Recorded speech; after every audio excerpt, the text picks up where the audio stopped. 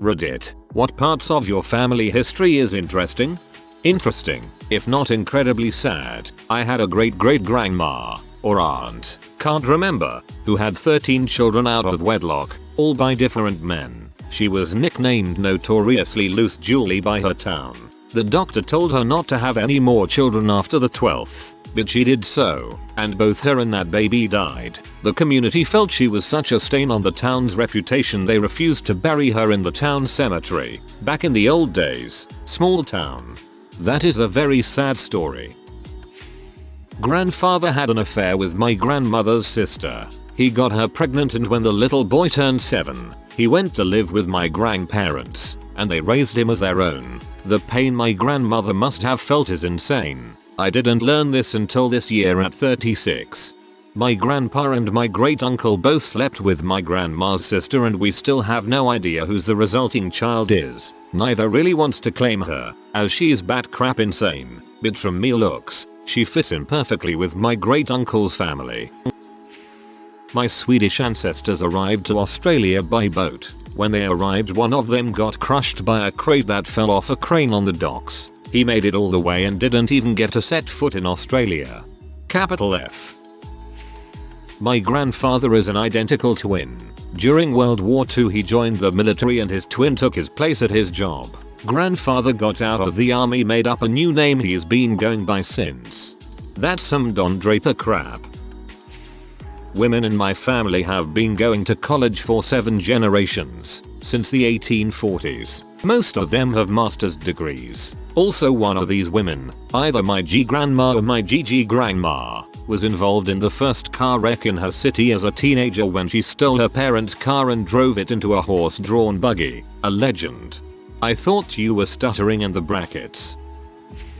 There were 2 Tillys on the Mayflower that I could potentially be very distant relatives to. Apparently a prostitute and a horse thief. Elizabeth Tilley is my 14th great-grandmother. No word on her profession or penchants for equine thievery. My great-grandfather came over from Germany with his wife. They had 1 child, but her second was an ectopic pregnancy, which killed her. So he brought her older sister over from Germany and made her wife 2.0. I have pictures of my great-great-grandpa, great-grandpa, regular old grandpa and dad. They look exactly alike. You couldn't tell them apart. My dad just had girls, but my sister has a son and he looks exactly like my dad. They all look like a William Shatner and Clint Eastwood combo. The male genes are strong in our family. ETA, all the girls in our family look like their mothers. My sister and I are a carbon copy of our mum. My aunts look nothing like my grandpa. If I was standing next to my dad, you'd never know we were related. It's like the DNA said I have one job and one job only. Picture. My great-grandfather was born on the same day as my sister, exactly 100 years ahead of her. August of 1899 versus 1999. He went on to fight in the Great War and was one of the few members of the Newfoundland Regiment to avoid being slaughtered at the Somme. He went AWOL to marry my great-grandmother. His son, my great-uncle, fought in North Africa in the British Army. He was the sole survivor of an unfortunate incident involving an artillery tractor meeting a Panzer IV. He made it through the war with mere cuts and bruises. He lived to be 97. Hello fellow Newf. One of my great-something grandfathers was Thomas Wolsey, the cardinal over England during the reign of Henry VIII and the guy who attempted to get the Pope to let Henry divorce Catherine of Aragon. Apparently I came from one of the bastard children he fathered with Joan Lark. Bastard. I am biracial. Black father, white mother. My mom's father was in the KKK and actually appeared on 60 Minutes in the late 80s or early 90s regarding that group. Imagine being in the KKK and your daughter marries a black guy. My great-grandfather was conscripted by the Nazis and rose to an officer. He was captured by the Soviets and forced into hard labor in a Siberian gulag. He escaped toward the end of the war and used Russian he knew from living in Belarus as a child to make his way back to Germany. The Catholic Church moved him to the States after the war, where his son, my grandfather, accepted a job for the DoD fitting triggers for nukes and married the daughter, my grandmother, of a US naval officer from the war. This story was passed only a few times because he refused to discuss any events of the war up until his death. Could be all bulls, but I still tell it like it's all true. Very few pictures remain. That is scarily close to the same exact story my grandmother tells me about her father. Odd. I'm related to John Wilkes Booth and Abraham Lincoln. There's a family legend that John actually survived the manhunt and lived in a family attic until he died of old age. There are also various other escape theories running about. When my family tried to get the bones of the body the US government claims is John Wilkes tested, a judge first denied exhumation. There are 3 vertebrae being kept by the US Army Medical Command, and they also denied permission, claiming that the test, which would require less than 0.4 grams of bone, would be too destructive. That's so weird. Being related to a historical figure while also being related to their color. That's actually kinda cool, and I wonder how it ended up like that. My paternal great-grandparents were members of the Dutch resistance against the occupying Nazi forces. My grandmother has told me stories about it, including one about her having breakfast with a strange man at the table who was deaf and was to be ignored. When Nazi soldiers came by in raids on my grandmother's house, my great-grandparents would hide the Allied soldiers in their cellar, and my great-grandmother would put a rug over the cellar door and stand on it while the Nazis searched the house. My great-grandfather was almost shot to death by the Nazis in a random killing of townspeople, but was able to talk his way out of it as he was fluent in German. The first time my grandmother ever had chocolate was immediately after the liberation of the Netherlands, when Canadian and American forces brought food back to the villages and towns in the Netherlands. Your paternal great-grandparents are heroes. I can't even imagine the terror of having Nazi soldiers invade your home. The men who hid people in their homes certainly put their whole family in harm's way, an understatement for sure, but I so admire their strength to do the right thing. What an incredible legacy to follow. On my father's side of the family, we can count at least 100 teachers in our family from post-Civil War to present day. It must be in our blood.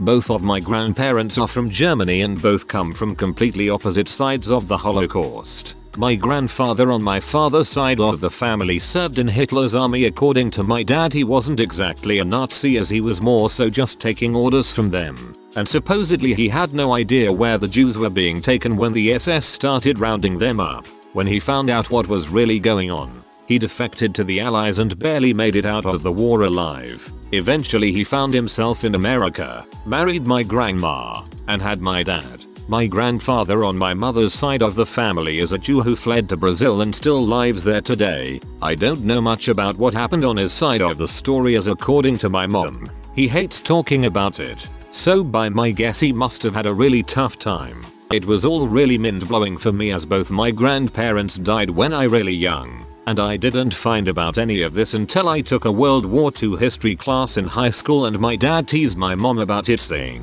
"Hear that, hon? Our boy is going to learn how to deal with dirty Jews like you." I can only imagine what would be said if the two met up at a family reunion or something. I'm a direct descendant of Robert the Bruce. Also, one of my ancestors lived in Shetland and cured the whole island and Orkney of smallpox with his own homemade remedy that didn't involve cowpox at all. How do you even trace back that far? My family history fizzles out after 4 generations. I'm related to Thomas Ridgway, who was the owner of the most famous tea company in England. I think he was also knighted as well.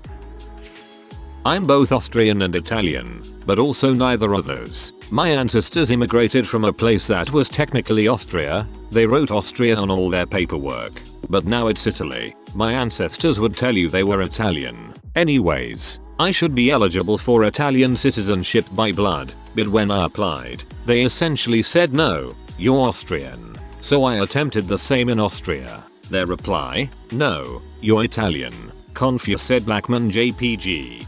Same, it was Austria and my relatives from there as well. DNA genotype just says N European. My grandpa's side of the family lost all their things in a war, rebuilt their life only for a second war to come and lose everything again in Palestine. That forced my grandpa to move to the UAE and provide for all of his family, brothers, sisters and parents, and then starting a family. And then once his kids were teenagers, the Gulf War happened and he was separated from his kids and wife. They reunited and were kinda poor but ended up making good income. My dad is now doing really well and money isn't really an issue. Grandparents on both sides were adopted. My grandmother was adopted by her paternal aunt. Didn't actually meet her dad until she was 20. My grandfather on the other side was a late in life baby. His mother had a son a little older than him from another marriage and his dad had daughters from his first wife. When his parents both passed, he was 10 years old. His half-sister on his dad's side adopted both him and his half-brother.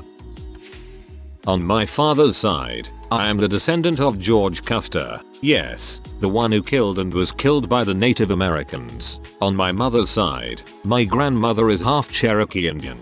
Well, that's awkward.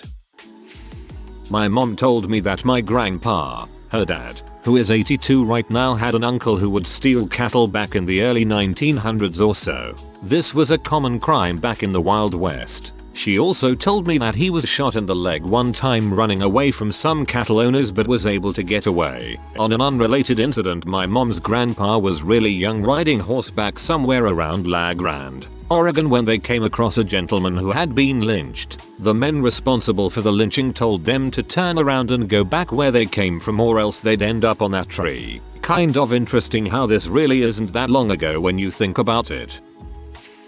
I probably have the factor wrong, but somewhere around my 8x great uncle was President James Buchanan, the US's only bachelor president who was most likely gay and hands down the worst president in our history. What about President Sir Lord Quentin Tremblay III, Esquire? My mother's family came over to America before the revolution.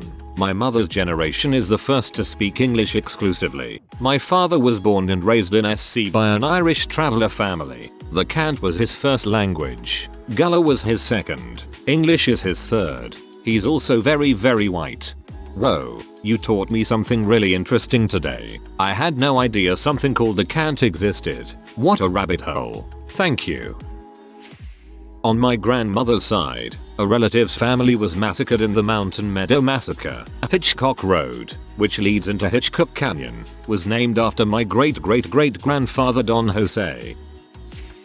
My grandmother's mother's aunt, I believe, died on Titanic after hanging onto the side of a life raft for quite some time. Someone tried to pull her up but didn't succeed, and she died. However, her ring slipped off and ended up in the bottom of the raft. Nobody in the raft survived since it was out on the sea for weeks during storms etc. The rings got tracked back to Sweden and are now in possession of my grandmother, who used to bring them to different Titanic exhibitions.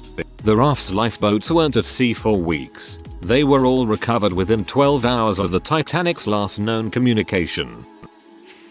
Apparently, my great-great-grandfather found a cave system near the town city he lived in, and my cousin is a footballer, soccer player, who used to play for Swansea. Some of my family moved to Nebraska in the late 1800s to be a part of an Irish-American community. Said community was started by a guy who was a part of a group of people who tried to take Canada from the British on behalf of the United States. Late, but figure I would comment anyways. My grandmother was 100% Native American as stated on her birth certificate. Her grandfather was a chieftain, and his picture is in the Smithsonian Museum.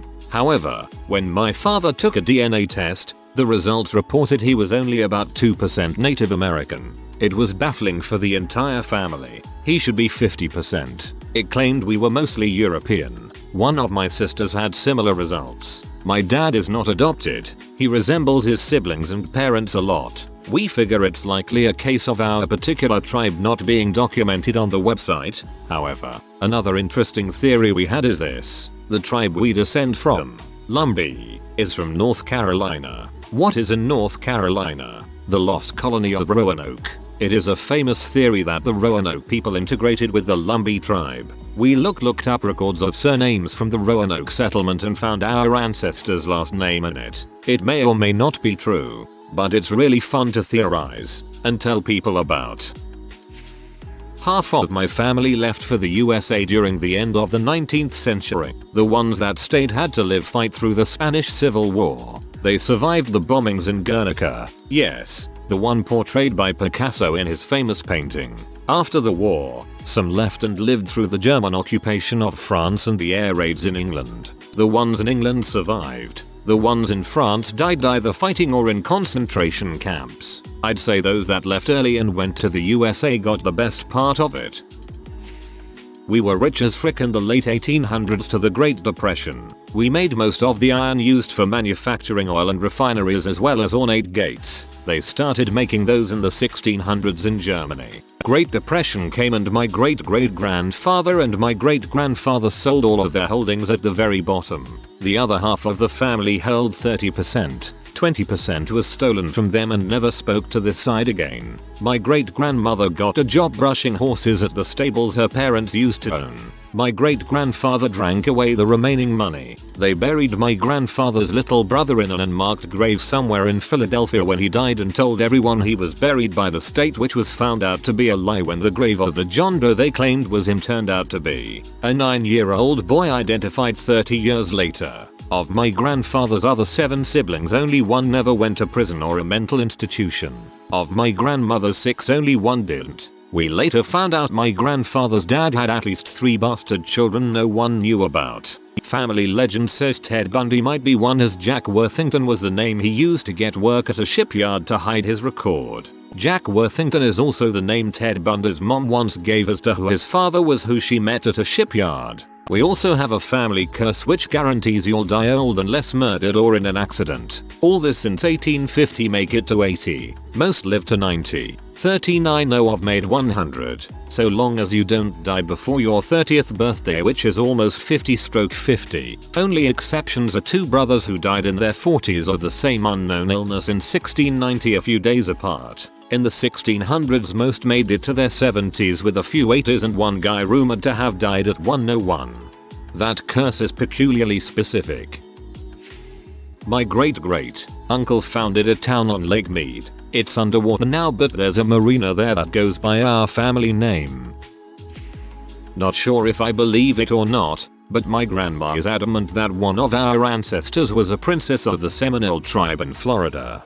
This was a really common story back in the day when a white woman birthed a suspiciously dark-skinned child. Letting a Native American knock you up was frowned upon, but not as bad as having a black man's child.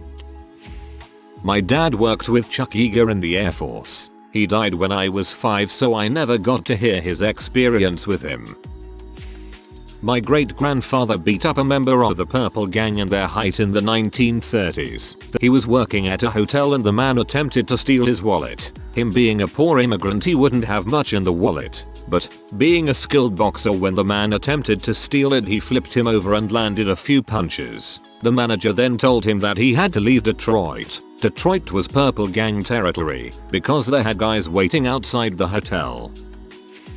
When my family came to America somewhere around the late 1800s, early 1900s, we added an O onto the front of our name to make it sound Irish. Everyone was giving low-paying jobs to the Irish and it was an easy way to get a job at the time. Alright, O Sanchez, come back tomorrow ready to work. My family used to own a good chunk of modern-day New York City, including Central Park, Harlem, and the area around Wall Street. The Dutch side of my family settled in New Amsterdam during the early days of the city. Eventually my family decided to lease the land to settlers for a period of 99 years, and at the end of the lease the land would revert back to my family. By the time this arrangement was over, most people had forgotten about it. So land ownership was deeded by New York to the people who occupied the land. Then, in the early 20th century, the old lease resurfaced and was said to be in the possession by a member in my family inserting court records, which conveniently disappeared before hearings on this matter. From here the story becomes drawn out, so I'll cut to the good part, which is that obviously the land that my family owned in New York City was pretty much priceless. So you basically couldn't put a price tag on it. So, eventually the city agreed to form a committee and meet with members of my family annually until an agreement on a paycheck could be made. Apparently this went on for decades where no side in the family could agree on a price tag, so they ended negotiations which led to no one supposedly getting any money. There was a rumor for years that since no one could agree on a price, a few family members made an under-the-table agreement with the city for a good sum paycheck, which is the reason they stopped negotiations. There was also another problem. The only way that they could have ended up with money after this ordeal was if they could provide the city with the original lease. Well, it turns out the house which the lease had supposedly been sitting in had been burned down. But hey, maybe the lease wasn't in that house and maybe it will be found someday in somebody's attic. So, there you have it. That's the story about how my family could have been billionaires. TLDR. Family owned most of New York City's land, ended up with nothing in the end. My grandparents got divorced after having 2 kids, my mom and uncle, and my grandma had a baby girl with someone she met in Germany, cause she moved to Germany, then my grandpa was stationed in Germany, so they met back up and then got remarried, and then my grandpa adopted my aunt. I learned about this 2 months ago. Also, I don't know if this counts, but I'm a descendant of Christopher Columbus. Fun. I don't know why, but the indigenous blood in me is asking me to sacrifice you right now. By some really lengthy explanation that took a ton of family tree tracing, my mother's side of the family is related to Princess Diana, and my ancestors can be traced back to the first settlers on the Mayflower. Also, I'm a descendant of the McCoy family and the Hatfield-McCoy rivalry. Hey, my family is on the Hatfield side. Granny Hatfield, Devil Ance's mother, was the midwife attending the birth of my grandmother. Get your blunderbuss, ma. I found another one of those McCoys. My surname technically does not exist. 60% of my family was killed in concentration camps during World War II. The rest of them escaped to England. We changed the spelling of our surname and adopted more English letters such as S instead of Z and spelled the name differently. As far as I have found, there are only 6 families with this surname in England and they are direct descendants of the original family.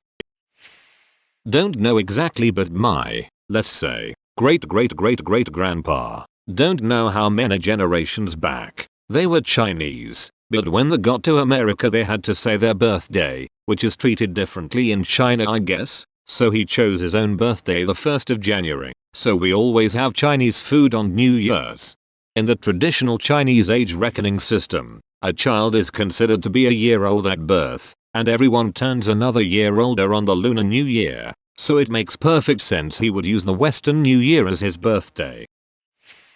I'm part Portuguese, but I've only ever known myself to be black. I recently saw some ancestors on my mom's side and those MFs are definitely Portuguese. Now it makes sense why my mom and her mother are so light-skinned, almost looking white. I don't know anything the Portuguese part of my family. What's also interesting is that my dad's side of the family is from Jackson, Mississippi. I have his complexion, which is similar to, let's say Denzel Washington.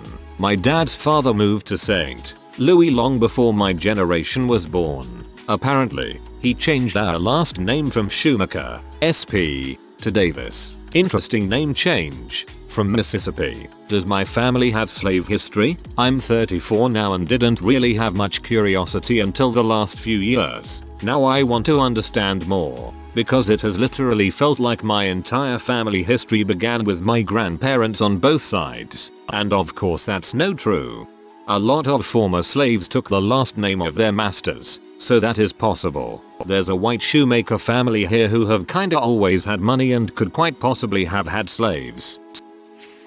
My grandfather was one of the founders of the first National Police School and Syndicate. He also served as an officer in a certain South African country and a certain Atlantic island. He and my grandmother were also the latest people on my mom's side of the family to see snow in our town, since it hasn't snowed in some 70 to 80 years here, and before that, who knows? Unlikely it'll ever happen again, sadly. It was all downhill from there really.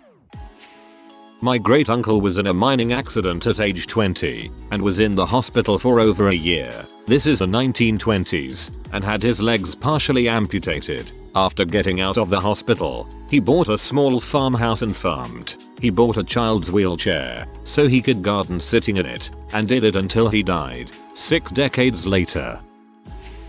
My great X2 grandmother went missing with a herd of goats. She came back in the spring with cheese and butter. She was a beast.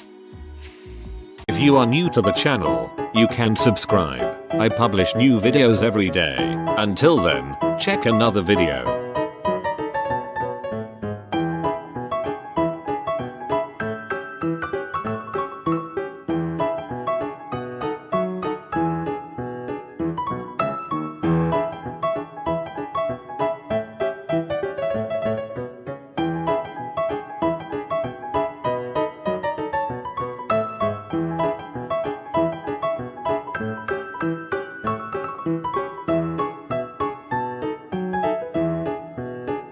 Bye for now.